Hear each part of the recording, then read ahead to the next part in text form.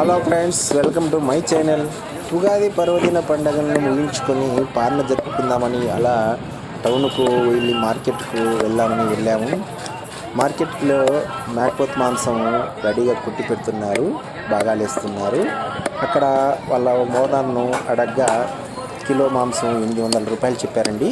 800 రూపాయలు చెప్పగానే నిజంగా వద్దనిపించి ఇంటికి వద్దామనుకున్నాను. కానీ మళ్ళీ ఇంటి వద్ద పిల్లలు ఫ్యామిలీ వెయిట్ చేస్తుంటారు అని ఖచ్చితంగా తీసుకోవాల్సిన పరిస్థితి అనేది వచ్చింది. కాకపోతే తినాలని తినలేము, ఇక ఏదో సంవత్సరానికి ఒకసారి పండగ కాబట్టి ఇక తీసుకోవాల్సిందే, తప్పదు. ఏం చేస్తామండి, మధ్యతరగతి కుటుంబాలు రెక్కాడితే కానీ డొక్కాడినటువంటి పరిస్థితుల్లో ఇంత రేట్లు పెట్టి తినాలంటే చాలా కష్టమే.